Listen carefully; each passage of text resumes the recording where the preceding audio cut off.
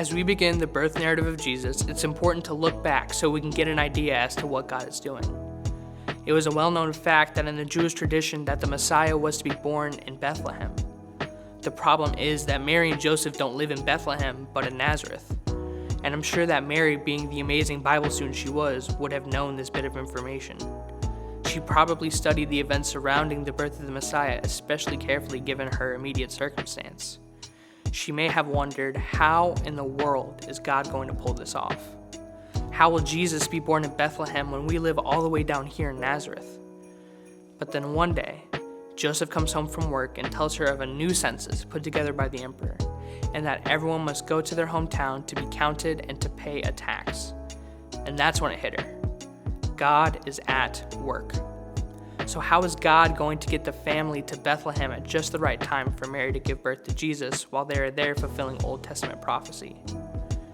God shows his power over a pagan ruler. God rules over and uses evil men to do his will. God controls all events at all times to bring about his will. And it might be strange to realize that God uses unsaved pagan people who worship other gods to do what the true God wants accomplished.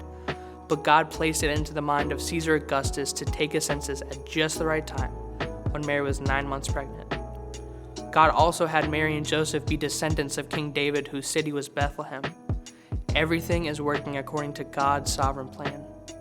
It's also important to understand here that God's power over events is big enough to affect nations and even the world, but it's also powerful enough to affect the acts of individuals as well.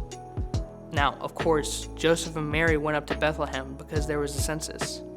But if we're being honest, we know that they went up to Bethlehem because God wanted them in Bethlehem, King David's city. So if you're ever feeling like you don't know what to do, just remember that no matter what, God is in control.